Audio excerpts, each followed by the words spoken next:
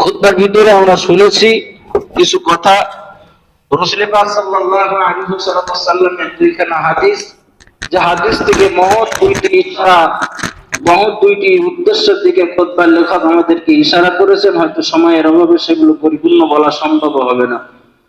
অবশেষে মুমিন বান্দাদের পুরস্কার হিসেবে আল্লাহ পাক কিয়ামতের ময়দানে কি এক নিয়ামত যেন সাজিয়ে রেখে দিয়েছেন। দুনিয়ায় মানুষ যেটা চায় সেটা আল্লাহ পাক আখিরাতে জান্নাতের ভিতরে সেই মানুষটার জন্য ব্যবস্থা করে দেবেন। আর সেটা হলো এই, দুনিয়ার মানুষ সর্বক্ষণ চায় যে আমি আমার পেরেশান মুক্ত অবস্থায়, আমি আমার জিন্দেগির যত কাজকর্ম করে কম করে বেশি ফায়দা লুটে নিতে পারি, খাটবো কম, অর্থ হবে বেশি। মানুষ সর্বক্ষণ এইটাই চায়। এটা দুনিয়ার প্রত্যেকটা মানুষের নীতি।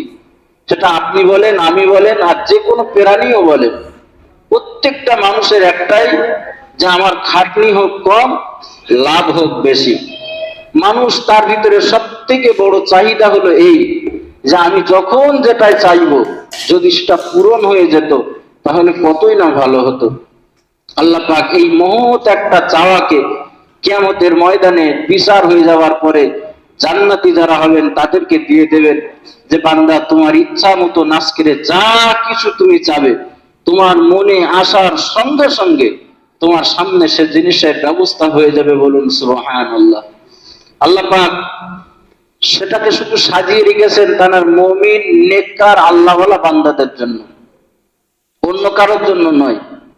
তো যাই হোক, আজকের খুতবার সারাংশ হলো এটাই, জনহিতকর কার্যে আত্মনিয়োগ করা। ওই যে একটা চাওয়ার সঙ্গে সঙ্গে যে পাওয়া, এটা পেতে গেলে আমাকে আপনাকে একটা কাজ করতে হবে, নিজেকে সংশোধনের সঙ্গে সঙ্গে অপর মানুষদের, আল্লাহ সমস্ত সৃষ্টির প্রতি আপনার সদায় ভাব রাখতে হবে, দয়ার ভাব আপনাকে রাখতে হবে। আল্লাহ রাব্বুল আলামিন বলেন, আল্লাহুল্লাযী খালাকাস সামাওয়াতি ওয়াল আরদ ফি সিত্তাতি আইয়াম। যে আল্লাহ হলেন তিনি যিনি সমস্ত আসমান সমূহ এবং জমিন সমূহকে মাত্র 6 দিনে তিনি সৃষ্টি করিয়াছেন। বলুন সুবহানাল্লাহ। মহান রব্বুল আলামিন অন্যত্রে বলেন যে ইন্নামা আমরুহু ইযা আরাদা শাইআন আইয়াকুলা লাহু কুন ফায়াকুন। মহান রব্বুল আলামিন দুনিয়ার জমিনেতে যখন কোনো কিছু সৃষ্টি করার ইচ্ছা পোষণ করেন, তিনি শুধু বলেন আইয়াকুলা লাহু, সেই ব্যক্তিকা কিংবা সেই জিনিসটাকে শুধু বলেন কুন। কুন শব্দের বাংলা হলো যে তুমি হয়ে যাও। একটা পাহাড়কে আল্লাহ পাক সৃষ্টি করার জন্য বিশাল ফেরেশতাদের প্রয়োজন পড়ে না, অনেক শ্রমিকদের প্রয়োজন পড়ে না। আল্লাহ পাক তিনি শুধু বলেন যে কুন, পাহাড় তুমি হয়ে যাও, অমনি পাহাড় হয়ে যায়।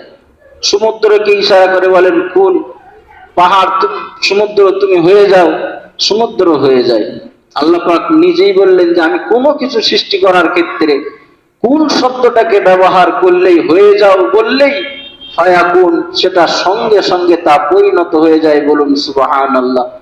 মানুষটাকেও আল্লাহ পাক এইভাবে তৈরি করতে পারতেন, কিন্তু মানুষের মর্যাদার দিকে লক্ষ্য রেখে আল্লাহ পাক কোন শব্দ দিয়ে কোনো মানবকে তিনি সৃষ্টি করেননি। আল্লাহ রাব্বুল আলামিন তিনি আমাদেরকে সৃষ্টি করেছেন হযরত আদম আলা নবিয়িনা আলাইহিস সালাতু ওয়াস সালাম থেকে। তানাকে সৃষ্টি করেছেন আল্লাহ পাক নিজ কুদরতি হাত দিয়ে। কোন শব্দ ব্যবহার করে আল্লাহ পাক বলেননি যে কোন, অর্থাৎ আদম তুমি তৈরি হয়ে যাও, আদম তৈরি হয়ে গেল, এমন শব্দ আল্লাহ পাক ব্যবহার করেননি, যেটা অন্যান্য সৃষ্টির ক্ষেত্রে আল্লাহ পাক ব্যবহার করেছেন। এখানে আল্লাহ পাক অন্যান্য সৃষ্টির থেকে আমাকে আপনাকে পৃথক করে কথাই বোঝাতে চেয়েছেন যে আমার সৃষ্টিকুল যা কিছু দুনিয়ার জমিনেতে সৃষ্টি করা হয়েছে তার থেকে সব থেকে উত্তম, সব থেকে উৎকৃষ্ট প্রাণী সৃষ্টি হলো আমার মানব কুল। আমরা সকলে বলি আলহামদুলিল্লাহ। এই যে আমরা মানব, আমাদের গুণটা হলো কি? অনেকগুলো গুণের ভিতরে একটা গুণ হলো এই জনহিতকর কার্যে আত্মনিয়োগ করা। রাসূল আকরাম সাল্লাল্লাহু আলাইহি ওয়াসাল্লাম মানবতার মুক্তির দূত। মহানবী সাল্লাল্লাহু আলাইহি ওয়াসাল্লাম নবুয়ত প্রাপ্তির আগেও এমন এমন কাজ তিনি করেছেন, মক্কার কুরাইশরা পর্যন্ত রাসূল পাক সাল্লাল্লাহু আলাইহি ওয়াসাল্লামের কাছে এসে বলতে বাধ্য হয়েছেন, হে আব্দুল্লাহর বেটা মুহাম্মদ সাল্লাল্লাহু আলাইহি ওয়াসাল্লাম, আজ তোমার সিদ্ধান্তে আমরা মুক্ত হয়েছি। এমন জনহিতকর কার্যে তিনি আত্মনিয়োগ করেছেন। একটা ঘটনা হলো এই, দাদা আব্দুল মুত্তালিব যে সময় তিনি বেঁচে ছিলেন, কাবা শরীফ পুনরায় নির্মাণ করার জন্য কাবা শরীফের দেওয়ালকে তোলা হলো, কিন্তু পাথরটাকে কে রাখবেন? হাজারে আসওয়াদ পাথরটাকে কাবা শরীফের জায়গায় কে রাখবেন? সেই সময় মক্কার বিভিন্ন গোত্র ছিল, যে গোত্রই হাজারে আসওয়াদ পাথরটাকে নিয়ে কাবা শরীফে লাগিয়ে দেবে, সেখানে তার মর্যাদা অনেক বৃদ্ধি হয়ে যাবে, তারা মানুষের কাছে সম্মান কিনতে থাকবে। আজ মক্কার জমিনেতে যত সম্প্রদায় আছে তার মধ্যখান থেকে আমাদের মর্যাদা সব থেকে বেশি, কেননা হাজারে আসওয়াদ পাথরটাকে আমরা কাবা শরীফের গায়ে লাগিয়েছিলাম। সমস্ত সম্প্রদায়ের মানুষেরা যারা লিডার আছে সবাই মনে মনে ভাবছে যে হাজারে আসওয়াদ পাথরটাকে আমাকেই লাগাতে হবে। রাসূল আকরাম সাল্লাল্লাহু আলাইহি ওয়াসাল্লাম তিনি বললেন যে দেখো, এইভাবে যদি তোমরা নিজেদের ভিতরে ফিতনা ফাসাদ যদি তৈরি করে থাকো, একটা মানুষ তিনি যদি হাজারে আসওয়াদটাকে যদি কাবা শরীফের গায়ে যদি লাগিয়ে দেন, তাহলে বাকি সম্প্রদায় তারা মনোক্ষুণ্ণ হবে, নিজেদের ভিতরে মারামারি খুনোখুনি শুরু হয়ে যাবে। আমি একটা সিদ্ধান্ত তোমাদের দিলাম, আগামীকাল সকালবেলা যে ব্যক্তি সর্বপ্রথম কাবা শরীফের চত্বরে আসবে, তিনি হাজারে আসওয়াদটাকে কাবা শরীফের গায়েতে রেখে দেবেন। বলুন সুবহানাল্লাহ। সমস্ত সম্প্রদায়ের মানুষেরা বাড়িতে চলে গেলেন, বড় আনন্দ, অতি সকালে আমাকে কাবা শরীফের চত্বরে পৌঁছাতে হবে। কিন্তু তিনি ছিলেন মানবতার মুক্তির দূত, তিনি দুনিয়ার জমিনেতে ফিতনা ফাসাদ তৈরি করার জন্য আসেননি। রাসূল আকরাম সাল্লাল্লাহু আলাইহি ওয়াসাল্লাম সেই দিন ভোরবেলা সবার আগে কাবা শরীফের চত্বরে গেলেন। যে কোনো সম্প্রদায়ের মানুষ আসছে, তিনি দেখছেন যে আব্দুল্লাহর বেটা মুহাম্মদ সাল্লাল্লাহু আলাইহি ওয়াসাল্লাম তিনি কাবা শরীফের চত্বরে এসে হাজির। শর্ত অনুযায়ী রাসূল পাক সাল্লাল্লাহু আলাইহি ওয়াসাল্লামের কাছে দায়িত্ব পড়ারই কথা। সকলেই একমত হয়ে গেল যে তাহলে আপনি কাবা শরীফের গায়ে হাজারে আসওয়াদটাকে লাগিয়ে রেখে দেন। তিনি কত বড় নবী, সম্মানটাকে তিনি হাসিল করতে পারতেন।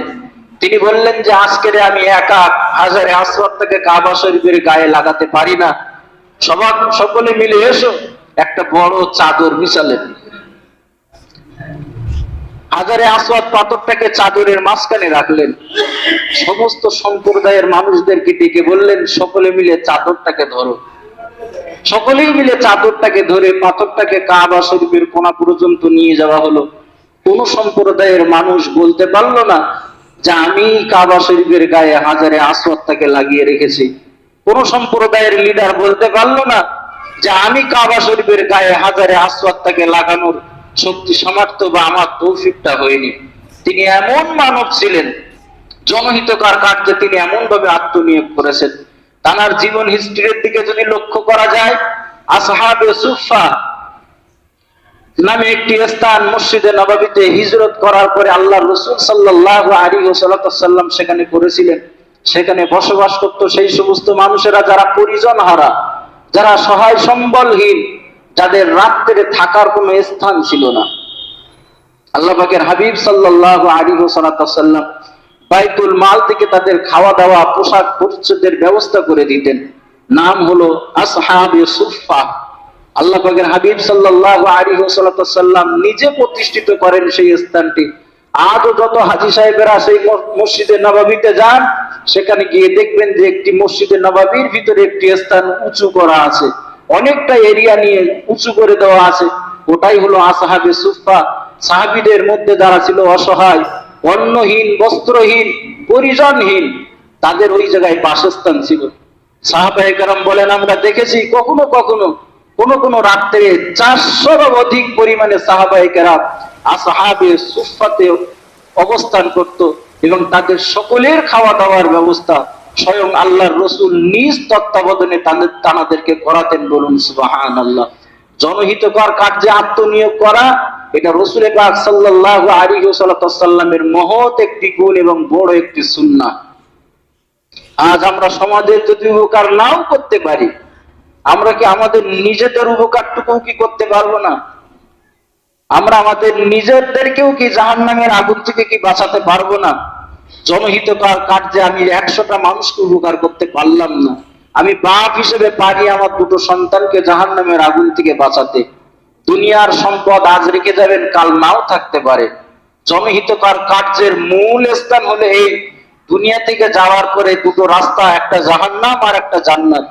জাহান্নামের রাস্তা থেকে বাঁচিয়ে দিয়ে তাকে যদি আপনি জান্নাতের রাস্তাটাকে যদি ধরিয়ে দিতে পারেন, এর থেকে জনহিতকর কার্য বলতে আর কিছু হয় না। আপনার একটা বেনামাজি সন্তান, সে কিনা জাহান্নামের উপযুক্ত, আপনি ইচ্ছা করলে তাকে পারেন জাহান্নামের ওই পথটাকে তার জন্য বন্ধ করে দিয়ে তাকে জান্নাতের রাস্তায় পরিচালিত করাতে। এটা হলো আপনার জন্য সব থেকে বড় জনহিতকর কার্য। আপনি আপনার নিজেকে দিয়ে দেখুন, চিন্তা করে দেখুন, রাতের আধারে বালিশে মাথা রেখে 5টা মিনিট চিন্তা করে দেখুন না, আমার এই 3.5 হাত শরীরটাকে আমি কি সত্যিকারের জান্নাতের উপযুক্ত বানিয়েছি, না একে জাহান্নামের খোরাক বানিয়ে ফেলেছি? আমি যদি এই মুহূর্তে যদি মারা যাই, আমার জন্য কি সত্যিকারের জান্নাতের নাজ নিয়ামত আমার জন্য কি আছে, না আমার জন্য জাহান্নামের আগুন অপেক্ষা করছে? আমরা যদি চিন্তা করে দেখি যে না, সত্যিকারের আমি জাহান্নামের পথিক হয়ে আছি, আমাকে সৎ পথের পথিক হতে হবে, ওখানে শুয়ে পড়েই 2 ফোঁটা চোখের পানি বালিশে ফেলে আল্লাহর কাছে তওবা করুন, আল্লাহ অপরাধ তো বহু করে ফেলেছি, এই মুহূর্তে যদি তোমার সুনজর যদি আমার প্রতি যদি না পড়ে, রহমতের নজর যদি না পড়ে, আপনার হাবিবের এই উম্মতটা জাহান্নামের খোরাক ছাড়া আর কোনো উপায় তো নেই দেখছি, আপনি এর অপরাধ সমূহকে ক্ষমা করুন, বাকি জীবনটা আমাকে জান্নাতের পথের পথিক বানান। এইভাবে যদি দোয়া করেন, আপনাকে নিজের নফসটাকে বাঁচানোর জন্য, আপনি নিজেকে বাঁচানোর জন্য হলেও আপনি একটা সৎ কাজ, নেক কাজ, নিজেকে জাহান্নামের আগুন থেকে আপনি বাঁচিয়ে নিলেন। হযরত আদম আলাইহিস সালাম গত সপ্তাহে বলছিলাম, তিনি দোয়ার ভিতরে একটা কথা বারবারই বলছিলেন, রব্বানা যালামনা আনফুসানা, আল্লাহ আমি আমার নফসের প্রতি জুলুম করে ফেলেছি, আল্লাহ আমি আমার নফসের প্রতি জুলুম করে ফেলেছি। আমাদের পাপ, আদম আলাইহিস সালাম তিনি যদি হাজার হাজার বছর সেই অনুশোচনায় একটা গুনাহের কারণে যদি চোখের পানি ফেলতে পারেন, তার একটা অপরাধ, আর আমাদের তো অপরাধের কোনো শেষই নেই, গণনায় করতে গেলে খাতা কলম শেষ হয়ে যাবে, কালি শেষ হয়ে যাবে, আমাদের অপরাধ গণনা শেষ হবে না। আমাদের চোখের পানি কতটা ফেলা দরকার ছিল, সেই হিসেবে আমাদের চোখের পানি বিন্দু মাত্র ঝরে না। তাই আমরা যদি সেই জনহিতকর কার্যে নিজেদেরকে আত্মনিয়োগ নাও করতে পারি, কমসে কম আমাদের ফ্যামিলির যত মানুষ আছে, আমার তত্ত্বাবধানে যারা আছে, আমার স্ত্রী, সন্তানাদি, কন্যাগুলো, নাতি নাতকুড়িগুলো, তাদেরকে কমসে কম জাহান্নামের পথ থেকে বাঁচিয়ে জান্নাতের পথের পথিক বানিয়ে আমরা যেন কবরে যেতে পারি, এবং জনহিতকর কার্যের যত সুন্নাহ, যত মর্যাদা আল্লাহ রসুল বর্ণনা করেছেন, তার পরিপূর্ণ হক আদায় করে পূর্ণ নেকি নিয়ে যেন জান্নাতের অধিবাসী হতে পারি। আল্লাহ পাক আমাদের সকলকে সে তৌফিক দান করেন। সকলে বলেন আল্লাহুম্মা আমিন। ওয়া আখিরু দাওয়ানা আনিল হামদুলিল্লাহি রাব্বিল আলামিন।